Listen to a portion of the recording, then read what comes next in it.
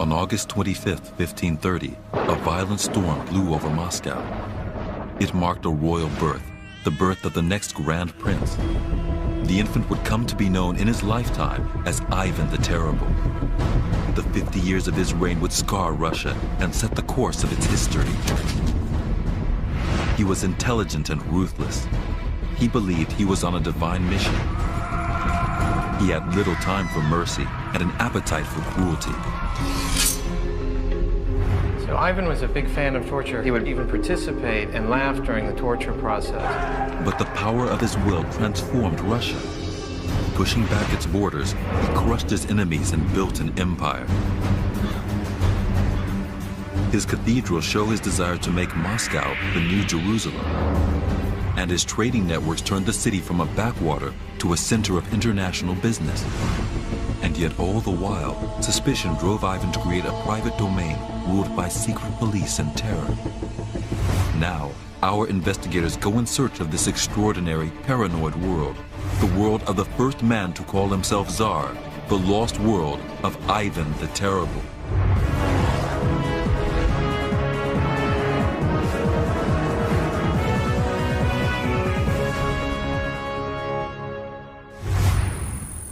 Less than 500 years ago, Russia was still locked in the Middle Ages. The Russian people occupied a fraction of what we today call Russia. Their land was hemmed in by the Tatar Mongols, descendants of Genghis Khan. And it was divided into a number of different principalities. Moskovia, with its capital Moscow, was the strongest. For centuries, its grand princes had been trying to unite Russia into a single nation and extend its territory. Ivan the Terrible was born into a world of ambition, surrounded by construction on a massive scale. In the heart of Moscow, Italian architects were brought in to rebuild the citadel, the Kremlin, as a statement of future intent. Our investigators have come to Russia to look for what is left of the lost world of Ivan the Terrible. They'll hunt for the keys that will help them rebuild that world. Mike Schuler is an engineer specializing in the restoration of ancient buildings. He wants to see the physical changes that Ivan brought to his kingdom. Well, I'm fascinated by Ivan's use of wood to build churches and massive fortifications, so I'd like to learn more about that. And also how they began to use stone and brick for their monumental structures. As a founder member of the Moscow Architecture Preservation Society, Guy Archer wants to know what these buildings can tell us about the man and his own personal world. What I'm hoping to find are more the concrete signatures of Ivan the Terrible, his mark on architecture, on the buildings that still exist, and what we can find from those buildings, and how we can develop a better understanding of that period of time. Their journey starts at Kolmanskoye, a park on the southern edge of Moscow. The first of Ivan's great monuments stands here. 190 feet tall, it's the Church of the Ascension. Today, the church is undergoing much-needed restoration. Mike Schuler has climbed the spire with Professor Robin Milner-Gouland, an expert on 16th century Russia. This tower is really quite an innovative bit of construction for the time, yes? It is, yeah. They'd never put up anything this height in masonry. There were wooden churches before, of course, that went up this high. But this is an attempt to make a stone version of a wooden tent or spire church. And to do that, of course, they had to have an enormous mass of masonry. Yeah, the walls down at the base are over 9 feet thick. They didn't use buttressing, such as they would have done in Western Europe, and they relied on a huge mass of material. Monumental structures in Western Europe used buttressing to go upwards, but Russian builders used a cruder system, an enormous amount of stone. The Church of the Ascension was intended to make a bold statement, and spires like this would become the most distinctive structures of Ivan's reign. It wasn't built by him, but by his father. Grand Prince Vasily had been waiting for an heir for 25 years. And when Ivan was born in 1530, he built the church in celebration. In its time, its design was utterly unique, both on the outside and on the interior. The entrance has to be approached via a grand canopied staircase, which leads to a raised terrace running around the perimeter of the entire church. The terrace is raised quite high with 3 sets of stairs on 3 of the 4 sides. Very dramatic, very sharp turns, great for processions and ceremonies. And because it's on a hill, it can be viewed by a great many people. Ivan was only 3 when his father died. From an early age, he was strong-headed, athletic, and aggressive. It's said that he loved to hunt. A dedicated Christian, he thought nothing of standing in religious observance for 5 hours at a time. As he walks around, Guy finds more and more details to indicate this church's strong personal connection with the young heir. He discovers a remarkable feature built into the wall. Looks like I found a throne. Imagine this is where Ivan would have sat, watching the river, which is kind of amazing. It's a symbol of a dynasty and the destiny to which Ivan was born. The location of this church is very important. Because it's on the outskirts of Moscow, it would have been one of the first structures people saw as they approached the city. Clearly the building is about symbolism. It's not about this chapel. It's about being something much bigger. And basically it symbolizes the power of Ivan. And the Church of the Ascension's impact is all the greater as it was built on the side of a hill. Mike Schuler has been looking into how the builders managed to secure it into the slope. Well, the key to making this tower work and the real secret of its construction is the foundation. We've got a huge, massive tower built of brick and stone. And they chose to place it right on an unstable bluff overlooking the river. So the foundation itself ranges in thickness from 25 feet up the hill to over 40 feet thick down the hill. So it's this massive, incredibly huge foundation piercing like a tooth down into the bedrock below. This foundation plinth locks the church into the hillside and stops it from sliding into the river below. The interior space of the church is very small. It's a consequence of the Russian builders' limited expertise. In Ivan's time, this did not matter. This was not a church for the common people. What was important was the impact that it had on the landscape. Inside, the church has barely enough room for 20 people. But with its monumental tower supporting an 8-sided tint roof and soaring 190 feet into the sky, this was a structure to be seen and admired from afar. In Ivan's time, only a small elite would ever have stepped inside. And it was this elite world in which Ivan grew up. He suffered an unhappy childhood. Both his parents died when he was a young child. It was rumored that his mother was poisoned. The Russian nobles, known as the boyars, jockeyed for power and influence over the young prince. They created an atmosphere of intense rivalry and political intrigue. Murder at court became commonplace. Ivan grew up to be distrustful of everyone and resented the boyars' control over him. History paints a picture of a disturbed child. Legend has it that he liked to throw live animals out of the windows of the Kremlin onto the streets below. His early life was a fight for survival, but he learned from it, and he wanted more. He wanted to wrest power away from the boyars and take control of the country for himself. So in 1547, when he was just 17, he organized his own coronation. He didn't take the title Grand Prince like his father. Instead, he had himself crowned as Tsar, the Russian for Caesar. By calling himself Tsar, Ivan was claiming a divine right to rule Moskovia as its sole leader. He made clear his intention to create an empire. He marked his coronation with the building of another church, the Church of the Decapitation of John the Baptist at Dyakova. Mike can see that, again, although they built this church in brick and stone and created a structure unlike anything seen before in Russia, the builder's strategy owed a lot to techniques developed from building in wood. One of the reasons why they use an octagonal shape is for economy of materials. You get a much larger enclosed area. If we go from a square using 4 pieces of wood, transitioning to an octagonal shape, which is an 8-sided structure, we get a much larger enclosed space for only twice the amount of material. And second reason really is for structural stability. An octagonal shape is much more stable and better able to resist lateral loads such as from wind. The Church of the Decapitation of John the Baptist at Dyakova has a central octagonal tower with 4 chapels positioned around it. Ivan came and worshipped here when he first declared himself Tsar. And here, he convinced himself of his divine mission to transform Moscow into the New Jerusalem and make Russia a holy empire. To fulfill this mission, the time had come for war. Our investigators have already seen two remarkable religious structures from Ivan the Terrible's early life. Now, journalist Guy Archer is on a journey 600 miles east. He's traveling to Kazan, the site of Ivan's first great military victory over the Tatars. For hundreds of years, the Russians had been fighting a losing battle with the Tatars, descendants of the Mongols who controlled the lands to the east. The Tatar city of Kazan was of crucial strategic importance. Only by conquering it could Moskovia gain access to and control of Russia's main river, the Volga.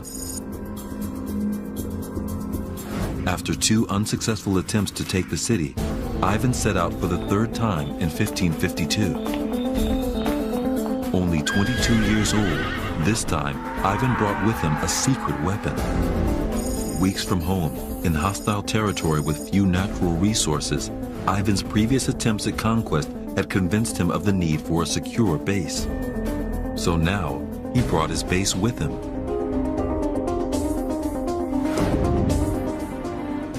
Where the Volga and Sviaga rivers converge, engineer Mike Schuler meets historian Leonard Nedishkovsky. What is the big tower? They're searching Sviazk, Ivan's very own quick assembly town. Ivan had his army build a church and homes and towers and a whole line of wooden fortifications around this hillside. Where did Ivan get all the materials to build this fortress? The fortress itself, the walls, the towers and churches were built up at Uglich town area, 600 miles up by Volga. So they actually went to the town or the region of Uglich, dismantled homes and churches there? No. No? No. Oh, they built them there first? They first there, and after that they deconstruct this newly built city in this area and put it on the rafts and ships and moved here. Ivan took advantage of expert woodworkers in Uglich, who could assemble an entire fortress, take it apart, and then quickly reassemble it 600 miles downriver in Sviazk. Such was their skill and craftsmanship that some of the buildings they made for Ivan still stand today. We are standing in the eldest wooden church built up under Ivan the Terrible. It's one of the first wooden constructions built up in Sviazk. And it looks like exactly the same way as it looks like in the 16th century. I'm wondering a little bit about how 500 years ago they might have built a log church like this. How do they keep everything together? They keep the logs together without any nails. They just put one above another one, and you could clearly see it right here. So they're formed actually to fit each other. That's and just locking, so the joint locks together. Yes, by their own weight. Yes. The techniques that produced these extraordinary buildings are still practiced today. I've come here to this carpenter's workshop to see how they're able to join logs together without using any kind of metal spikes or pins. Yeah, so he's eyeballed things. He's sized up the log below, and he's cutting the joint now, and the intent is for the top log to just sit right on it and lock into the log below. So the width of the joint is pretty critical.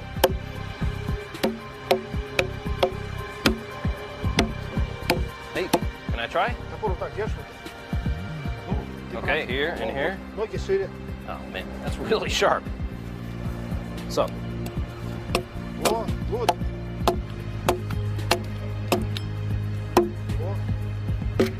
How bad did I mess up? Okay, good enough. Here you go.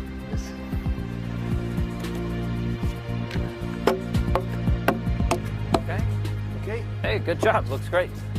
Tell you what, a sharp tool, skilled hands, got a pretty quick wood joint. So let's roll it into place.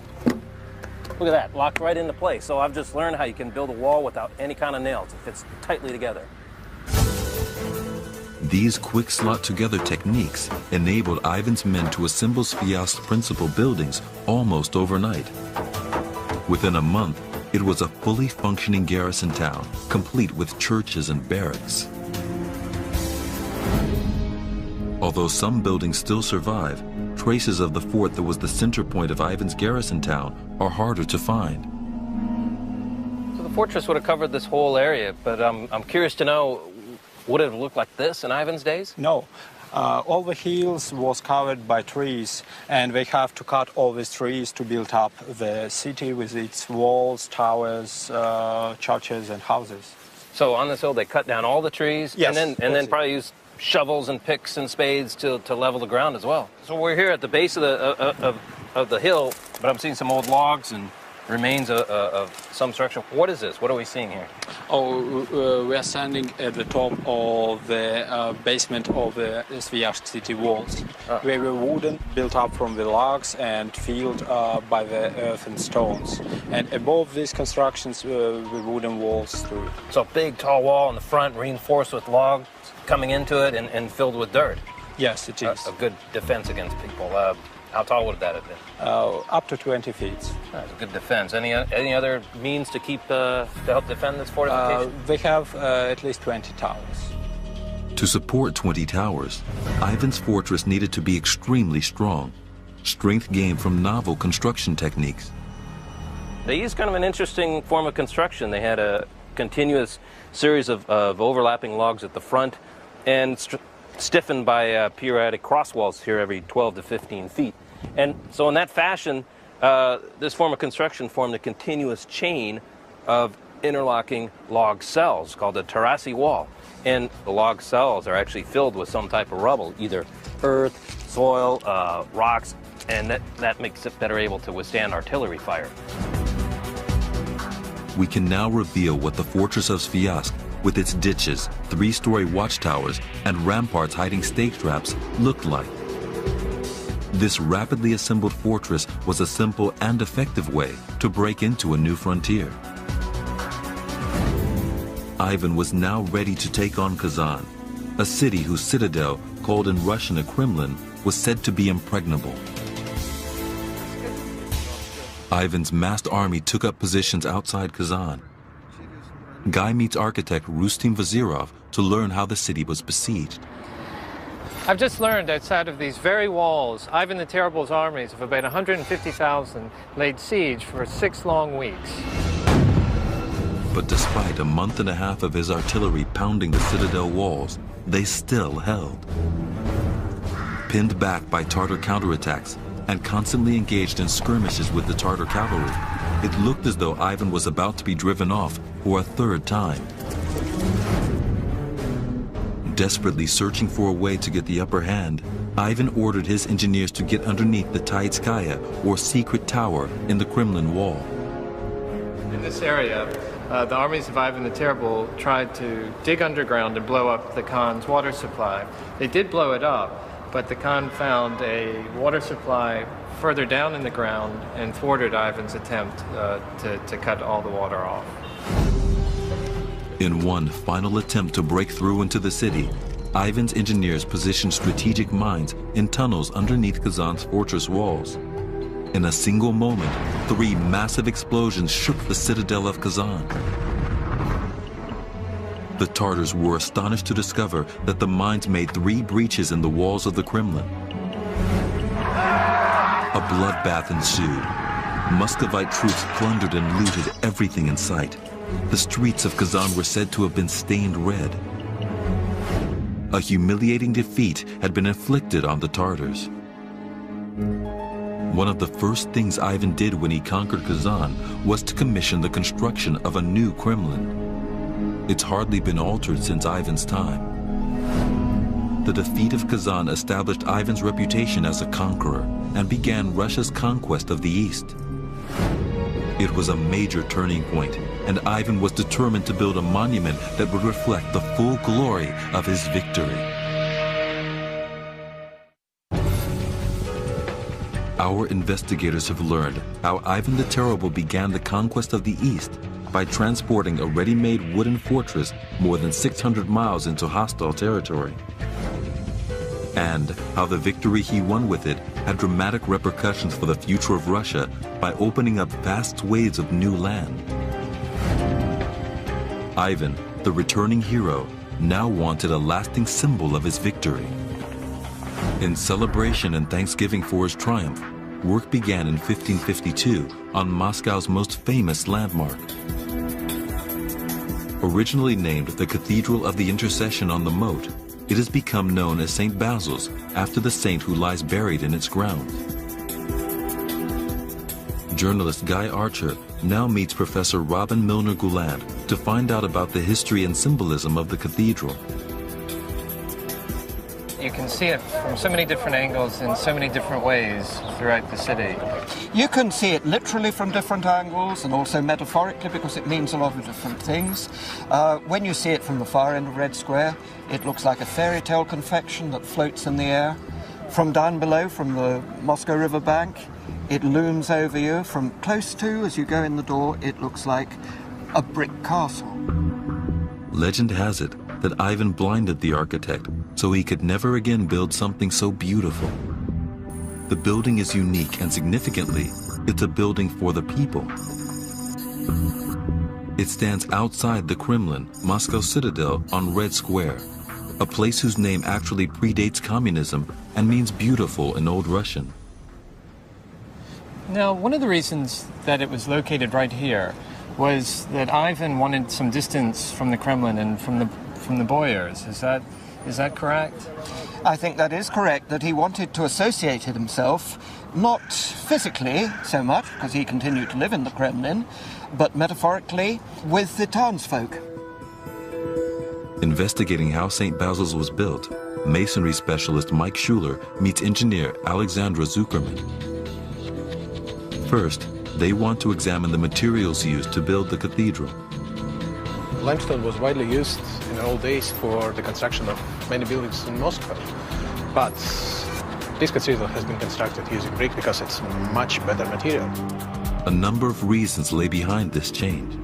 Brick is more economical to use. It's ready to go in the wall once it's fabricated. Whereas a piece of limestone requires a high degree of tooling and a high level of expertise for construction. It's more durable.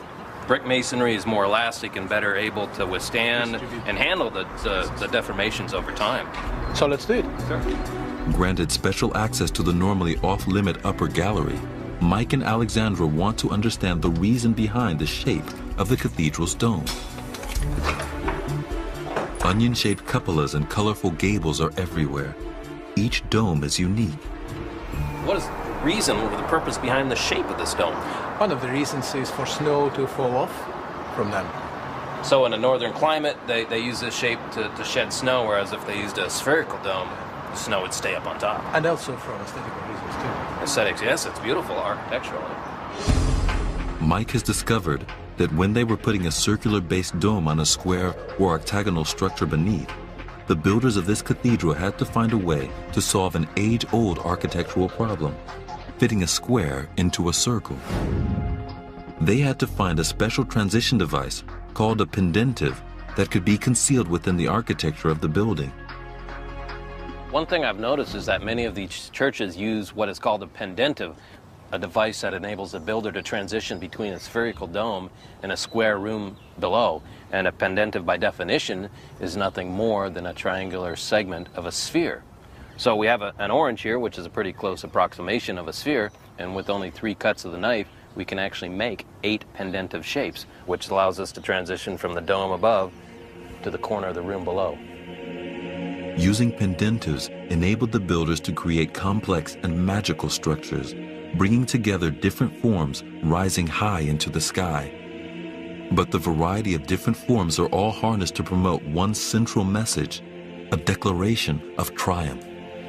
Why did Ivan the Terrible build St. Basil's? He built it to celebrate his great victory over the Tatar kingdom of Kazan, which seemed to him like a crusade. He hurried back and entrusted 2 Russian architects with planning a building of 8 chapels, several of which are dedicated to events in the siege of Kazan. And the central chapel is dedicated to the Pokrov, a Russian feast day commemorating a miracle whereby the protective veil of the Virgin Mary was cast over the people. The victory over Kazan is commemorated throughout the cathedral. But there is also much symbolism pointing to what Ivan saw as Russia's sacred destiny. Now, clearly, this is a building of immense symbolism. What's at the core of this symbolism? It represents a city. It's not an individual church. You can see the chapels stand separately with passageways between them. And what's the city? The city is Jerusalem. Throughout the 15th and 16th centuries, Muscovy's grand princes and priests had developed the idea of Moscow as a holy city. This cathedral connects it with the holiest city of all.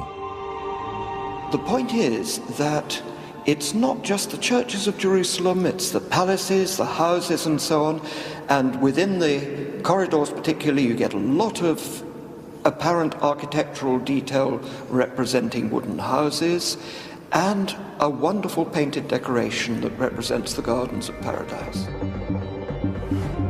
Ivan wanted anyone walking into this cathedral to feel that they were entering the center of a holy empire. This idea is reflected in the basic design of the building. Studying a floor plan, Mike finds that despite its random appearance, there's a meticulous geometry to the structure. Yeah, so I've gotten a bit confused wandering around the cathedral up there. It seems to be just a jumble of small chapels and passageways, but in looking at the model and the plan, it's very easy to see that it was built to take on a very specific geometric form. We have one central church surrounded by 8 ancillary chapels. All of these are linked together by one gallery. And very importantly, we look at the plan view, and the entire cathedral takes on the shape of an 8-pointed star. We can now reveal the Cathedral of St. Basil's as it looked in the 16th century. At its center is the 187-foot tall octagonal tower crowned with a tin roof and a small golden dome. Encircling this are 4 large and 4 small domed chapels, the domes of which in Ivan's time were helmet-shaped. And this grand design represented a vast conceptual map of Jerusalem, a symbol of Moscow's destiny to become the new center of the world. Having subdued the Russian East and glorified the Muscovite capital, Ivan the Terrible now turned his gaze westward toward the riches of Europe. Our investigators are in Russia, investigating the legacy of Ivan the Terrible.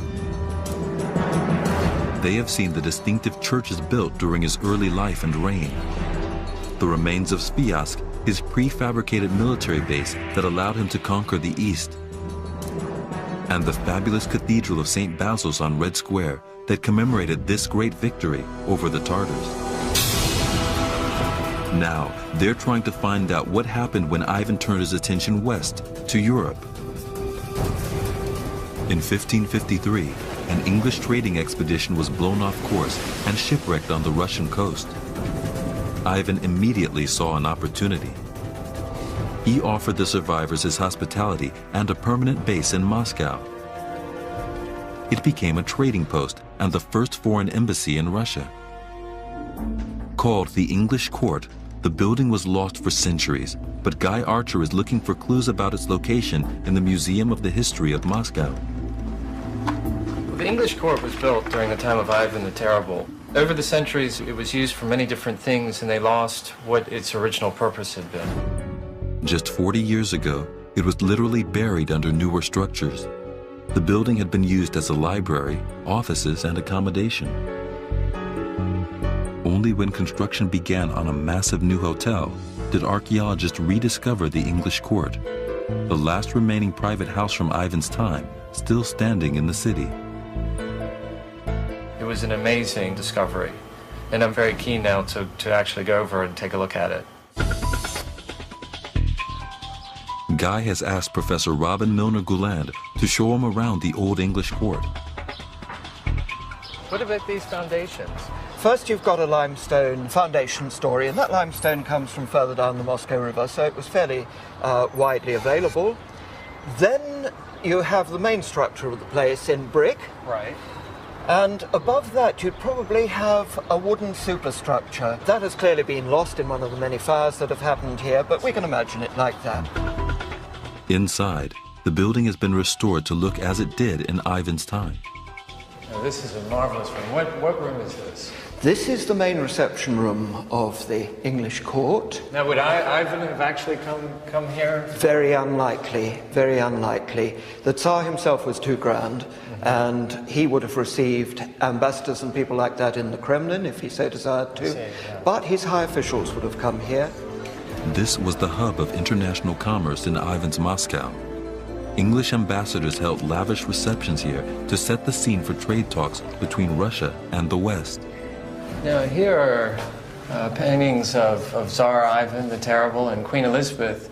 And from what I understand, the relationship that Ivan had developed with the West was so strong that he actually proposed to Queen Elizabeth. Isn't it? That's true, yes. They corresponded for 15 years. He actually put out feelers, hoping to marry Queen Elizabeth. She wouldn't have it, of course. Trade opened up new possibilities for Ivan's Muscovy. When Ivan the Terrible opened up trade with the West, Russia exchanged honey, caviar, furs for cloth, metals, technological expertise, weapons. The English court is in the heart of a district called Kitai-Gorod and serves as a lasting reminder in brick and stone of the thriving commercial center which grew up here in the 16th century, outside the walls of Moscow's citadel, the Kremlin. Most other buildings in the area were wooden and have been lost to fire over the centuries. In Ivan's time, this was a very real danger, and he knew that this prosperous commercial quarter needed protection, but not just from fire. With the Tatars still a genuine threat even to Moscow, Ivan decided to give the area special protection. He ordered a fully fortified wall to be built around the whole area. Little remains of the Kitai-Gorod wall, but Mike Schuler is hunting for it with historian Dmitry Olenikov. They want to recreate a sense of the lost walled city.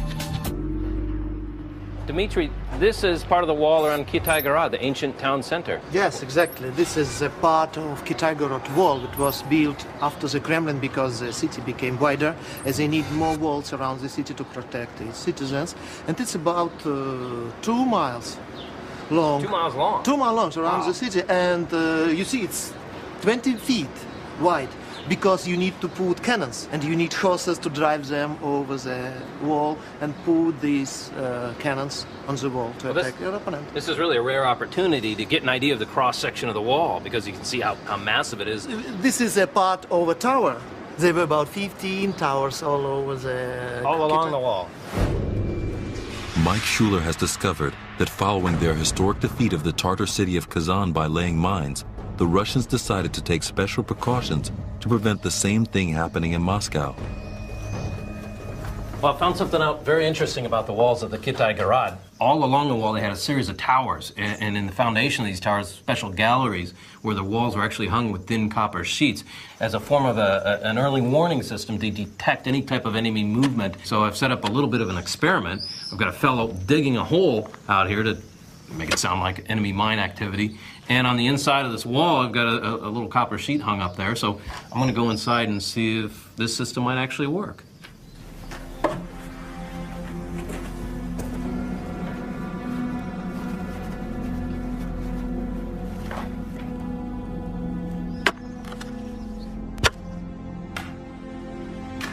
Yeah, listen to that. I could actually hear the sound of digging on the other side of the wall. So I could imagine with the whole series of these sheets lining the wall, you could listen in and tell if the enemy is doing anything, digging mines underneath the wall. You could listen for enemy horses maybe 40, 50 feet away. So it's very simple technology, but an effective early warning system. Now, we can reveal what the walls of the Kitai-Gorod looked like when Ivan had them built in the 16th century. But walls were not enough to dispel Ivan's growing fears that his own nobles were plotting against him. The Tsar vowed to crush all opposition and prepared to unleash a reign of terror that would never be forgotten. Ivan the Terrible's early years had been devoted to the conquest of the Tatar territories to the east. By the time he was 30, he had managed to achieve more than any of his predecessors in uniting Russia and establishing its empire. His victories were celebrated by building cathedrals and monasteries, Kremlins and palaces throughout the land. He had also taken Moskovia out of isolation, forged valuable trade links with the West, and built Russia's first foreign embassy. But despite such progress, the tide was turning against Ivan. He had embarked on a long and draining war on Russia's western border. And ever suspicious of the boyars, the nobility, Ivan had begun to retreat into a private and paranoid world. He saw treachery all around him and felt the threat of assassination everywhere. His final years were spent in constant fear. Guy Archer has come to explore the dark world of Ivan the Terrible's court during the final years of his reign. He has discovered that in 1564, Ivan had a breakdown from which he never fully recovered. He left Moscow and wandered for a month, finally finding refuge in his father's old hunting lodge at Alexandrova Sloboda, 60 miles northeast of Moscow. In 1565, Ivan divided the country up, keeping all the best territory for himself and leaving the rest for the boyars. He called this territory Oprichnina, which translates as a land apart.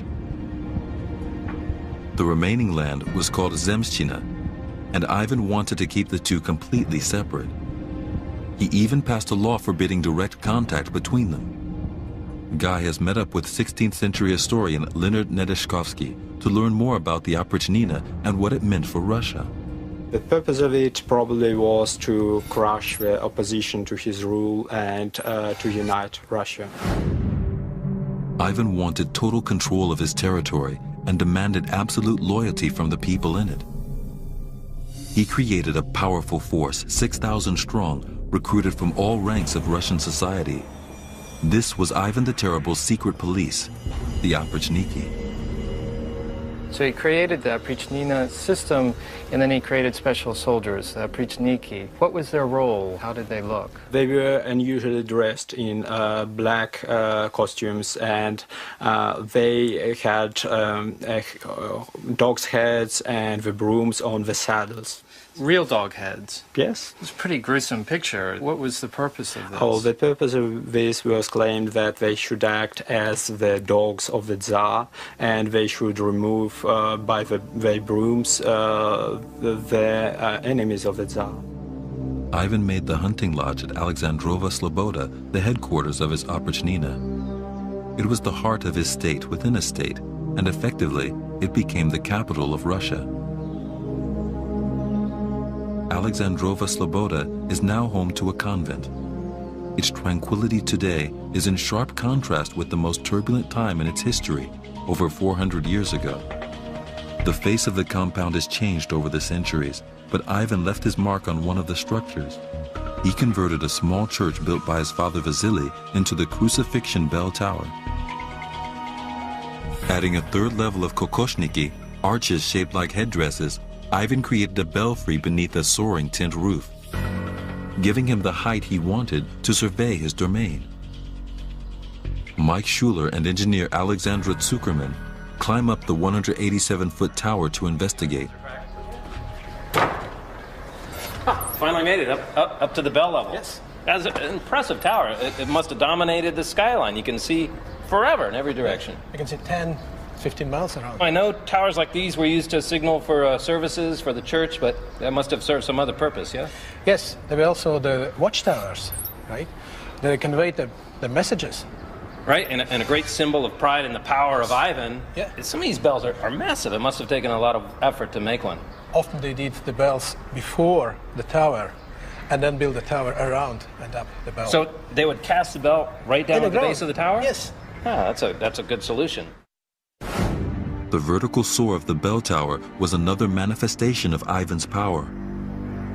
Bells were not only used to summon people to church services, but also to convey messages and send out alerts for war.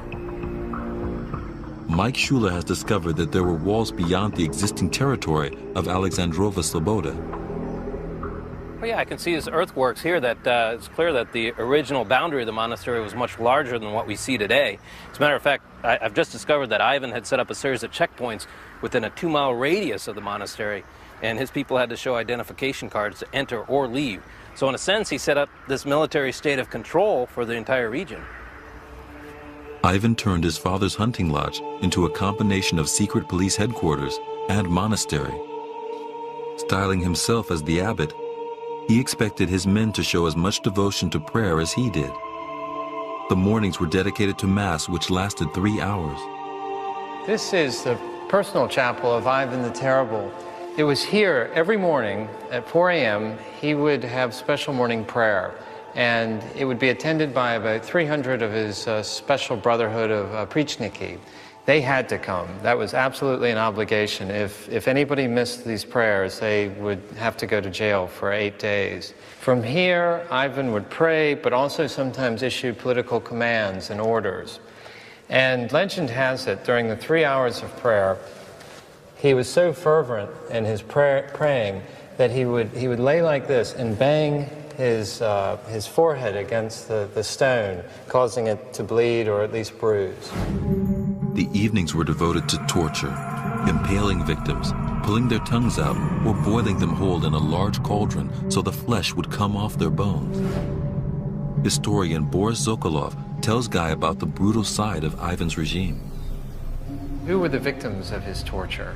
Ivan tortured and murdered the people which he considered to be his enemies.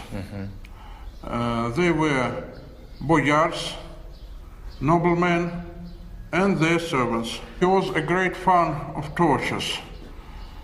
He fried people, he boiled people, he hanged people, he beheaded people.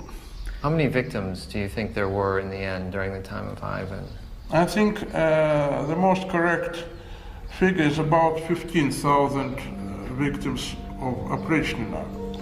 Ivan, in 10 years, killed much more people than the Spanish Inquisition killed in 150 years. Ivan even ordered his oprichniki to purge whole cities. They were merciless and thousands were massacred. Ivan saw himself as a redeemer representing God on earth. His was a bloody war with the forces of evil. It was his divine right to purify those who had become corrupt. Ivan commissioned 2 churches at Alexandrova Sloboda to repent for his sins and commemorate the barbarities which he had visited on his own people. And this is what the Alexandrova Sloboda compound looked like when it was complete. Surrounded by strong fortified walls of wood and stone, it had an enormous masonry gatehouse. Inside were places of prayer and places of torture, a terrifying combination of the sacred and the profane, which was emblematic of Ivan's whole reign. It was at Alexandrova Sloboda that Ivan's fiery temper wrecked the future of his dynasty. In 1581, he struck his son's pregnant wife for being improperly dressed. His son leapt to her defense, and Ivan struck him with his staff. He died from the blow. A few days later, the baby miscarried. The Tsar had lost both his one strong son and a future grandchild. Fyodor, his only surviving son, was weak and not fit to rule. Ivan's dynasty was to die with him. When he died in 1584, Russia was ravaged by terror and uncertain of its future. Yet, he had also achieved great things for his country and left a remarkable legacy in brick and stone. His birth had been marked by building the monumental and impressive Church of the Ascension. He celebrated his own coronation as Tsar with a majestic church at Dyakova. The amazing St. Basil stands as a lasting monument both to his victory over the Tatars in Kazan and to Moscow's sacred status as a holy city. He had fostered international relations and commercial prosperity, encouraging his backward country to open up to the West. Yet in the end, his fear of opposition and his growing madness almost destroyed the country he had fought so hard to make great.